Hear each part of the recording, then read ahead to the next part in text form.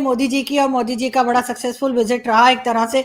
लेकिन सर पाकिस्तान में कोई खास पॉजिटिव तरीके से नहीं लिया गया। उसका रीजन यही है कि उन्होंने एक बार फिर टेररिज्म की बात की और पाकिस्तान की भी बात की, और साथ ही यूएस प्रेसिडेंट को भी अपने साथ अपनी साजिश में, रॉ की साजिश, जैसे हम लोग राह की साजिश कहते हैं, उसमें मिला लिया। तो जाहिर है कि फिर उसके बाद हमारे जो डिफेंस मिनिस्टर है ख्वाजा आसिफ साहब, उन्होंने भी एक बार फिर प्राइम मिनिस्टर मोदी के बारे में सख्त अल्फाज इस्तेमाल किए। लेकिन इस बार एक चीज हमने देखी कि चाहे वो गवर्नमेंट हो या पोजीशन इमरान खान की, तो सब लोगों ने पाकिस्तान के अंदर जो है नेगेटिव कमेंट्स ही दिए, और कहा कि जी वहाँ की जो माइनॉरिटीज पे हो रहा है उसके बारे में बात नहीं की, और टेररिज्म की बात की। आप क्या कहेंगे? आरजू जी, पहली बात तो ये कि जब आप कहते हैं कि आपकी ऑपोजिशन और गवर्नमेंट इकट्ठी हो गई है, ये लाजमी है। अगर इंडिया में भी ऐसा कुछ होगा तो हमारी भी ऑपोजिशन और गवर्नमेंट इकट्ठी हो जाएगी कि भाई ये गलत हो रहा है, इसके इसके मजम्मत करनी चाहिए, या ना मुरम्मत करनी चाहिए, जो मजम्मत करनी, जो भी करना चाहिए। But as far as the statement है, जो आप कह रहे हैं कि रॉ ने एक स्टेटमेंट दिला दिया, बाइडन भी उसकी साजिश में आ गया है। आप समझिए कि रॉ दैट मीन्स फिर तो ऐसे कुछ भी नहीं है उसके सामने। रॉ के सामने अगर हर चीज रॉ करा रही है, रा नॉट रॉ, जब हर चीज ही रा करा रही है तो रा तो फिर आईएस, हाँ, तो वो तो फिर आईएसएस से ऊपर हो गई। भी बाइडेन को भी रा की बात सुननी पड़ती है। कमाल के लोग हैं आपके, मतलब जैसे जोकर पाले हुए हैं ना आप लोगों ने, वैसे जोकर नहीं बोलना चाहिए, तभी वो बजट भी देते हैं तो गधों के लिए देते हैं। तो this is the kind of elite your country has really groomed. 75 सालों से ये चूरन बेचते आ रहे हैं ये लोग, सिर्फ इसलिए कि भी हमारे बदनाम किया जा रहा है। भाई आपको बदनाम करने की जरूरत क्या है? आपका प्रधानमंत्री वो खुद बोलता है कि हमारे यहाँ 30 से लेकर 40,000 उग्रवादी हमारे कंट्री में है, और हर एक ऑर्गेनाइजेशन के जो सीईओज हैं वो आपकी कंट्री में है। तो आपको बदनाम करने की जरूरत क्या है? भी आपका तो वैसे ही नाम बहुत है दुनिया में इस चीज के लिए। तो इसके लिए मुझे लगता नहीं है कि बाइडेन को या मोदी जी को बोलना चाहिए था, या बोलने की जरूरत भी थी इसके बारे में। It's a known fact, it's only a messaging. Aarzoo ji, please समझिए बात को।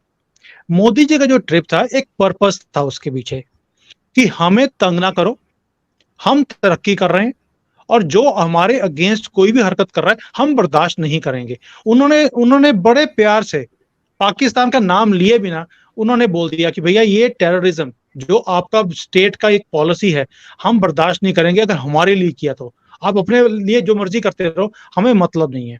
और फिर दूसरा जो पाकिस्तान वाले बोलते हैं माइनॉरिटीज के लिए इंडिया में, कि माइनॉरिटीज के जी हक छीने जाते हैं, उनके साथ एट्रोसिटीज होती हैं, उनके ह्यूमन राइट्स दिए नहीं जाते। सही कहते हैं पाकिस्तान के लोग कि यहाँ पर माइनॉरिटीज के साथ ऐसा होता है। बट जो मैं बोल रहा हूँ ध्यान से सुनना इसको, माइनॉरिटीज के अगेंस्ट हिंदुस्तान में कुछ भी नहीं होता। ये पाकिस्तान वाले सिर्फ चूरन बेचते हैं आपके। हाँ, जो रेडिकलाइज्ड हैं, जो दिमाग से फिरे हुए हैं, जो हिंदुस्तान को टुकड़े करने चाहते हैं, उनके साथ सख्ती से डील किया जाता है। और मोदी जी ने यूएस के कांग्रेस में खड़े होकर बोला कि टेररिज्म एंड रेडिकलिज्म जो है उसको साथ हम जैसे डील कर रहे हैं वैसा ही करेंगे, तुमने जो करना कर लो। तो दैट मीन्स कि अगर हमारे यहाँ पर एट्रोसिटीज होती हैं, जो ये रेडिकलाइज्ड हैं, जो दिमाग से पागल हैं, जिन्होंने गजवा हिंद करना है, उनके साथ वही हाल होगा जो हम कर रहे हैं, और ये होता रहेगा। इट डजंट मैटर कि वो मुसलमान है, वो हिंदू है, क्रिश्चियन है, या कौन सी कम्युनिटी से बिलोंग करता है। ये कॉकरोच है हमारे लिए, और हमारे यहाँ पर कॉकरोच जब आता है उसे हम चप्पल से जोर से मार देते हैं पैर के नीचे रख के। That's all we are going to do. So ये जो आपका यहाँ पे राग है ना, जो यहाँ पर कि ये माइनॉरिटीज के अगेंस्ट है, no, it is against radicalised पागल, और ये काम यहाँ पर बंद नहीं होगा। और ये जो यूपी में हमने अभी किया है, आप सोच के देखिए, 75 सालों से यूपी के अंदर टेररिज्म का ऐसा बोलबाला था, गुंडा राज था वहां पर। आज 5 सालों में वहां पे काया पलट गई है। मैं पिछले साल जब इंडिया में गया था, आई वेंट टू अमेठी, जो राहुल गांधी की पहले कॉन्स्टिट्यूएंसी होती थी, जहां से उन्होंने भगा दिया उसको। वहां पर आरजू जी इतना बुरा हाल था कि लोग बाहर निकलने से डरते थे, और आज वहां पर फ्रीडम है। वो कहते हैं कोई आके दिखाए, हम काट देंगे। मैं कि ये लोगों के अंदर भी ये विश्वास आ गया कि हम अब ये बदतमीजियां बर्दाश्त नहीं करेंगे। सो ये जो राग आपकी कंट्री में है वो सिर्फ इसलिए है क्योंकि ये चूरन बिकता है पाकिस्तान के अंदर, और यही चूरन ये बार बार बाकी वर्ल्ड में जाकर बेचने की कोशिश करते हैं। लेकिन खरीदता कौन है? आपका चूरन सिर्फ आपके कंट्री में बिकता है और कहीं नहीं बिकता। मगर सर एक चीज और है सर, इसमें ये सिर्फ बात पाकिस्तान की नहीं है, हिंदुस्तान से भी जो पोजीशन है आपके यहाँ की, वो हम्म। भी कुछ अजीब अजीब हरकतें करते हैं। वैसे खैर मुझे वो चीजें कुछ ठीक नहीं लगती। इसका हरगिज ये मतलब नहीं है कि वो सब लोग मेरे पीछे पड़ जाएंगे, मैंने कुछ कांग्रेस को कह दिया। लेकिन बहुत बार हम बात करते हैं आपस में, जब बात करते हैं, जब शो करते हैं या शो से अलग भी बात करते हैं, बहुत टाइम ऐसा होता है कि हम कोई वर्ड गलत बोल देते हैं जल्दी में या किसी भी वजह से। मोदी जी ने भी एक दो वर्ड जो थे इंग्लिश के, उसकी प्रोनाउंसिएशन जो थी वो थोड़ी इधर उधर हो गई। उसके ऊपर पाकिस्तान में तो चले, जो इतना ज्यादा मैंने नहीं देखा एक दो लोगों के अलावा, लेकिन ये कि आपके यहाँ इंडिया में इतना मजाक बनाया गया कि बड़ी अजीब सी बात मुझे लगी। ये बात इंग्लिश की भी नहीं है सर, किसी भी लैंग्वेज को जब कोई बात करता है, इवन उर्दू हिंदी को भी लोग समटाइम गलत वर्ड यस। प्रोनाउंस करते हैं। तो उसमें कौन सी इतनी बड़ी बात है? लेकिन क्यों आपकी अपोजिशन इस किस्म की हरकतें करती है, अपने ही प्राइम मिनिस्टर को लेट डाउन करने वाली बात? देखिए आरजू हमारे जी, लिए तो चले दुश्मन हो गया ना, जब हमारे लिए तो आप मान लीजिए कि दुश्मन है, हम हमारे साथ तो जंग हम तो कर सकते हैं, लेकिन आपके अपने लोग ऐसे करते हैं। देखिए वो अगर हमारे होते तो हमारे देश का ऐसा हाल नहीं छोड़ देते, तभी उनको बाहर निकाल दिया हम लोगों ने। आज उनका वजूद क्या है, वो अपने है ही नहीं। और सेकेंडली, जो जैसे आपने बोला कि आप तो दुश्मन कंट्री हैं, तो आप ऐसी बात करेंगे तो इट इज एक्सेप्टेबल। उनके लिए मोदी जी दुश्मन है। रीजन बीइंग, उनको अपनी हार आगे दोबारा दिख रही है तीसरे टाइम। तो वो फ्रस्ट्रेशन कैसे निकालेंगे भाई? वो आप सोच के देखिए, वो बेरोजगार हुए हुए हैं पिछले 10 सालों से, 9 सालों से। उनकी वो फ्रस्ट्रेशन ऐसी चीजों से निकलती है कि जब वो देखते हैं कि क्या ऑनर मिल रहा है, जब वो बाहर जाते हैं, हर एक कंट्री का हाईएस्ट ऑर्डर का जो ऑनर है वो उन्हें दिया जाता है। लोग पैरों को हाथ लगाते हैं उनके। आप सोच सकते हैं कभी भी कि फॉरेन कंट्री के जो मैं सिर्फ वहां के प्रेसिडेंट्स या प्राइम मिनिस्टर्स की बात नहीं कर रहा हूँ, जो कुछ वहां उनके साथ न्यू पापा गिनी में हुआ, मैं यहाँ पर भी देख रहा हूँ कि जो डायस्पोरा आता है, लोग पागल होते हैं। और मैं विटनेस हूँ इन चीजों का। जब मोदी जी यहाँ पर चाइना में आए थे, मैं वहां पे गया था उनको शंघाई के उनके प्रोग्राम के अंदर। आरजू जी, आप बिलीव नहीं कर सकते, इस आदमी में कुछ है कि ये सबको पागल कर देते हैं। कि मोदी मोदी ऐसे गूंजता है वहां पर, जैसे ही लोग मोदी जी को देखते हैं, ये ही टेक्स ओवर।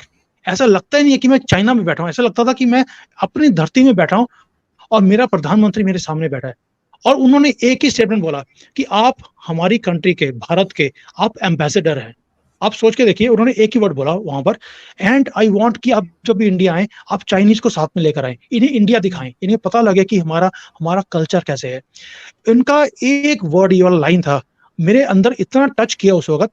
मैं उसके बाद 200 लोगों के ग्रुप लेके आया इंडिया में, जबकि मेरा कोई बिजनेस नहीं है ये ट्रैवल एजेंसी का, सिर्फ इसलिए कि मोदी जी ने बोला कि आप इंडिया में आए, आप गेस्ट लेकर आए। मैं लेकर आया उन्हें। मैं इवन यहाँ पर दिल्ली में मिनिस्टर्स तक को मैं मिलाने लेके गया था कि सर आपने बोला था, देखिए मैं ग्रुप लेकर आया हूँ। सो एक एक ऑरा है उनके अंदर, जो वो बोलते हैं ना, तो आपके दिल में जाती है चीज। और ये चीजें ऑपोजिशन को तंग करती हैं, बिकॉज उनको पता है कि अगर ये ऐसे, देखिए जिसको वजह से जादूगर नहीं होता, जैसे वो आपको पता है कि ये ठीक नहीं है। कई बार होता है, आपको लगता है कि यार ये धोखा है एक तरह से, ये जादू है, ये it cannot be real. So he is just like a जादूगर। वो कहते हैं, वो विजन देते हैं, आप उसमें उसमें ढल जाते हैं and you start behaving like that. ये चीजें ऑपोजिशन को तंग करती हैं, इसलिए वो इनके अगेंस्ट बोलते हैं। और जब वो फ्रस्ट्रेशन में बोलते हैं, वो फिर हिंदुस्तान के अगेंस्ट भी बोलने लग जाते हैं, हमारी कल्चर के अगेंस्ट भी बोलते हैं, फिर हिंदुओं के अगेंस्ट बोलेंगे, फिर मोदी जी के अगेंस्ट बोलेंगे, और वो गालियां निकालते हैं। गालियां तभी निकलती हैं जब आपके अंदर फ्रस्ट्रेशन होती है।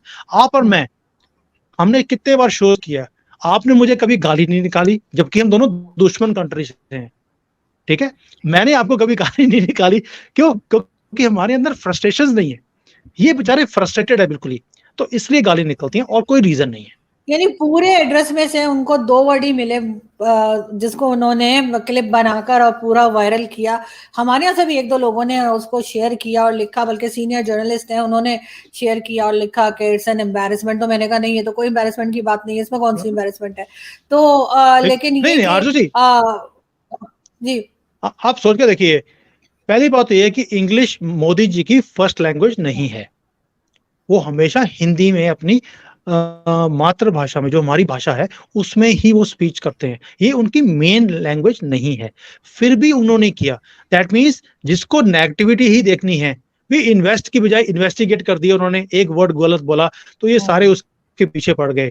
जब उन्होंने बोला गर्ल्स भी इन्वेस्ट करना चाहिए एजुकेशन पे, इन्वेस्टिगेट बोल दिया उन्होंने। It's a very simple mistake, हो स्लिप जाता ऑफ अ है टंग सर आल्सो। आम उसमें एंड सेकंड, बहुत बहुत। ये हो जाता है, जैसे मेरे मुंह से हाँ कई बार कोई निकल बात जाता है बिल्लो रानी, जबकि बिलावल बोलना मेरे मुंह से कई बार गलती से निकल जाता है। तो देखिए, it's very normal in a speech, it happens, but क्या करें, ये ऐसे ही है अपोजिशन का लेकिन काम। सर ये एक बहुत मेरे ख्याल है छोटी सोच को दिखाता है अगर आप इस किस्म की बात यस, करना शुरू करें। वरना आप देख सकते हैं कि जिस तरीके से आपकी इकोनॉमी आगे गई है, जिस तरह से आपकी फॉरेन पॉलिसी आगे गई है, या एजुकेशन सिस्टम या गर्ल्स एजुकेशन के ऊपर जो उन्होंने अपना तोशाखाना के गिफ्ट जो थे वो यहाँ पे पाकिस्तान का शायद ही कोई हो जिसने वो एग्जाम्पल ना सुनी हो या एग्जाम्पल ना दी हो, और बड़े पॉजिटिव वे में कि देखें जी इंडियन प्राइम मिनिस्टर ने ऐसे यस, किया। लेकिन आपके अपने लोग जो है वो, अच्छा उसके बाद एक वीडियो और आई, वो सेम मोदी जी की क्लिप लेकर और साथ उन्होंने राहुल गांधी जी की वीडियो लगा दी। वो कोई बात कर, वही वाली बात जो उनकी थी कि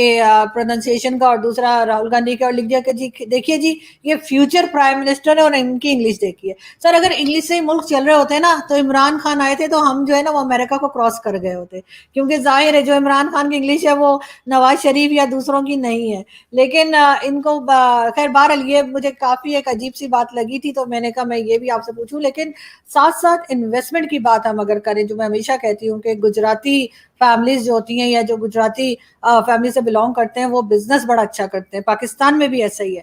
और क्योंकि जो बड़े बड़े बिजनेसेस आपको दिखेंगे वो ज्यादातर गुजराती जो लोग हैं उनसे ही उन्हीं के हैं। और मोदी जी का भी ताल्लुक गुजरात से है। और अभी सर गूगल और अमेजोन ये दो कंपनीज आई हैं उनके यूएस विजिट के वक्त सामने, और दोनों इन्वेस्टमेंट कर रही हैं, क्या कहेंगे आप? आरजू जी, जब तिजोरी खुल रही हो तो हाथ धोकर और पूरे हाथों से ऐसे समेटना चाहिए। मोदी जी ने वही किया है। देखिए, please understand one thing, Modi ji का बड़ा स्पेसिफिक एक ट्रिप था कि मैं कुछ लेने जा रहा हूं और बाइडन कुछ देने के लिए रेडी हैं। बाइडन ने एक मैसेज देना था चाइना को कि तुम्हें हमने खड़ा किया, लेकिन तुम हमें ही आंखें दिखा रहे हो, ये मैं बर्दाश्त नहीं करूंगा। उन्होंने चाइना को मैसेज देना था। मोदी जी ने देख लिया कि मौका अच्छा है, ये अब चाइना से तंग है, दिस इज द टाइम जहां पर मैं जो मांगूंगा मुझे मिल जाएगा। अगले ने तिजोरी खोली हुई है, इन्होंने हर चीज ले ली वहां से।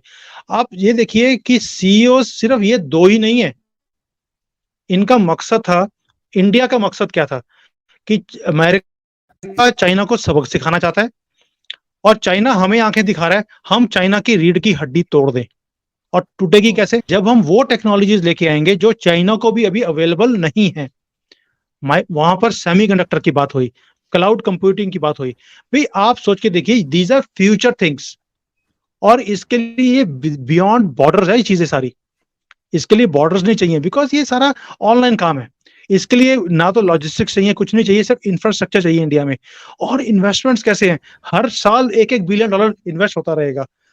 आरजू जी, पूरा पाकिस्तान $1 बिलियन देखने के लिए तरस रहा है पिछले 9 महीनों से, लेकिन वो ऐसा बेबी है, बाहर निकल ही नहीं रहा $1 बिलियन का। और यहां पर बिना मांगे $1 बिलियन हर साल हर कंपनी इन्वेस्ट करती जाएगी।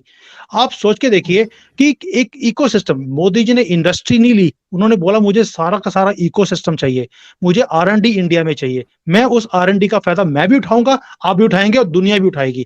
और बाइडन ने वो वाली टेक्नोलॉजीज दी हैं जो वो किसी को भी देते नहीं है।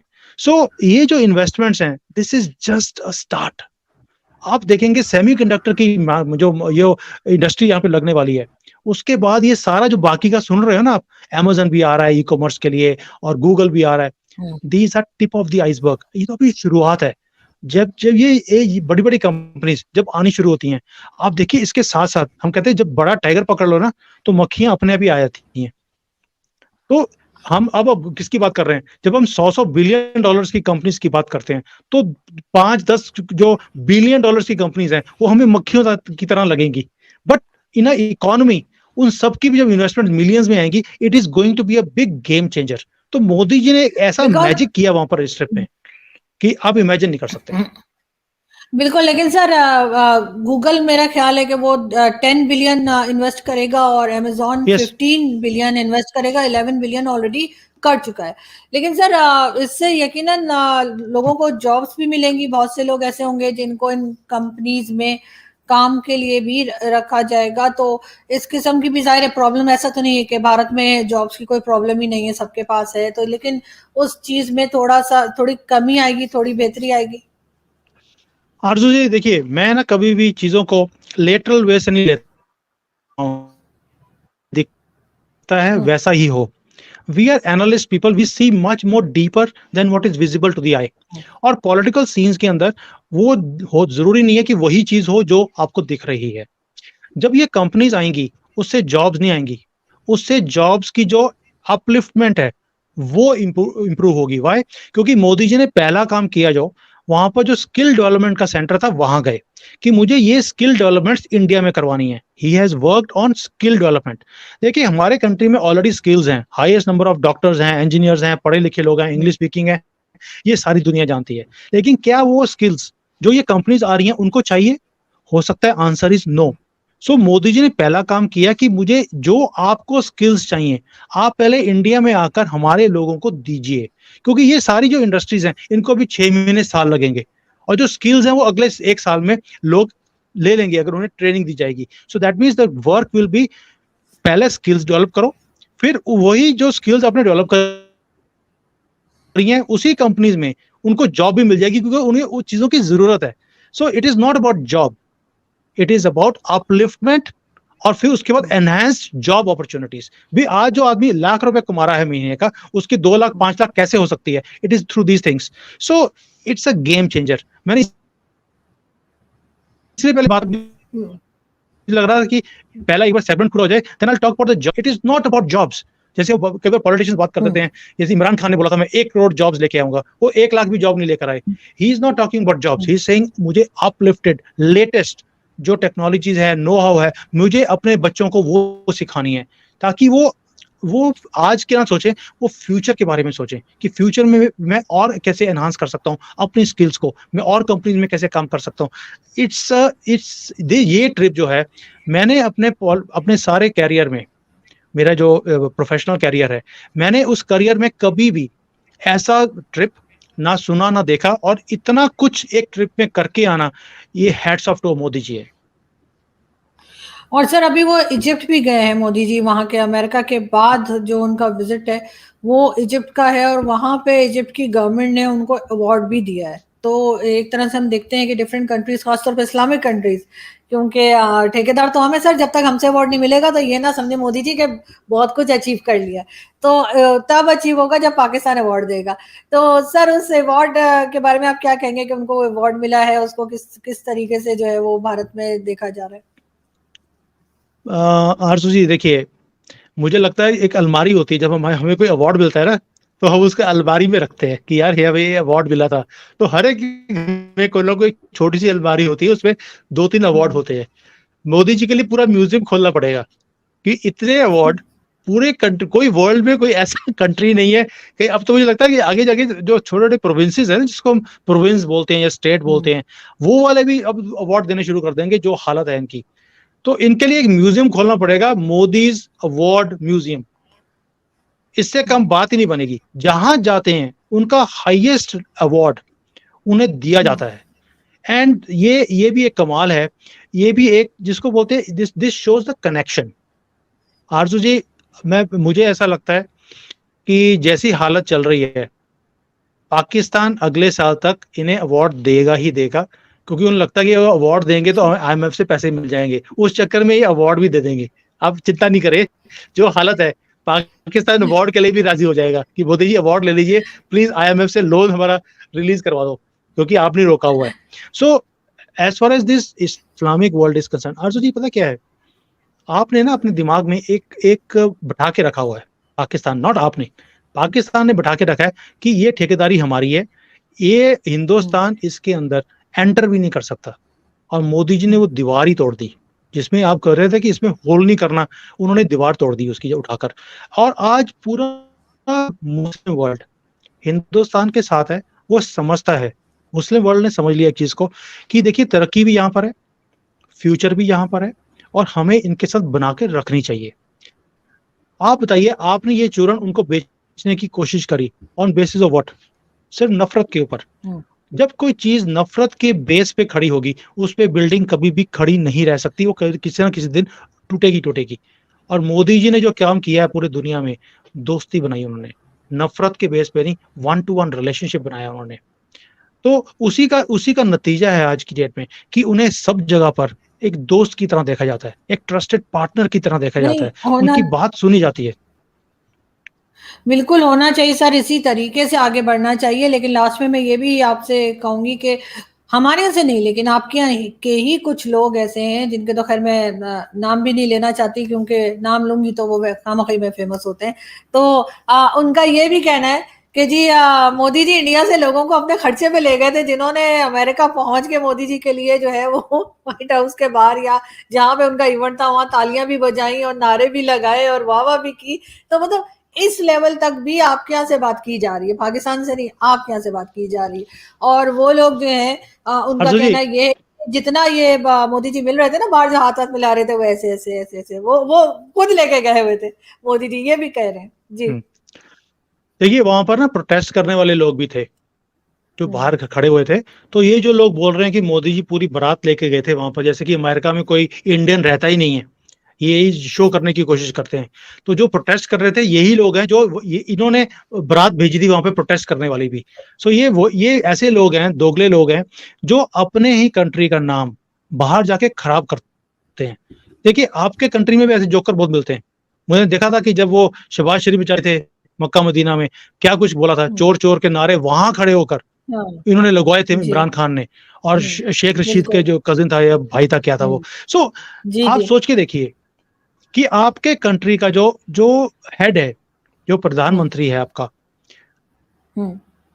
वो एक तरह से ना कंट्री का बाप है वो। आप उसको गालियां निकालेंगे, दैट मीन्स आप अपनी कंट्री को गालियां निकालते हैं। इन लोगों को समझ नहीं आती। एक सेकंड ये सब पेड़, हमारा बाप आर्मी चीफ होता है, सॉरी आपको यहाँ करेक्ट करूंगी। इमरान खान, चलिए इमरान खान का कहना ये है कि आर्मी चीफ जो है वो कौन का बाप होता है। लेकिन मैंने इमरान खान से पूछा था ये कौन लोग हैं जो हर तीसरे साल बाप बदल लेते हैं, तो मैं ये पूछ रही हूँ कि ये कैसे हो सकता है।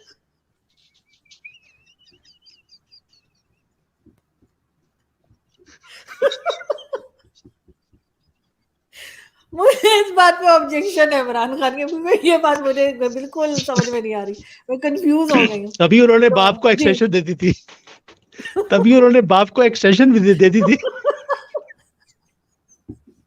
वो बोला मैं बाप चेंज नहीं करूंगा, उसी को रखूंगा। और तीसरी बार भी वो देने के लिए उन्होंने राजी कर लिया था कि भैया मेरे बाप तू एक्सटेंशन ले ले, मुझे कुर्सी से मत हटा, लेकिन बाप माना नहीं। हाँ बिल्कुल ऐसा ही हुआ। और अब वो कह रहे हैं बाप का कोर्ट मार्शल हो जाना चाहिए, तो ये भी इमरान खान कह रहे हैं।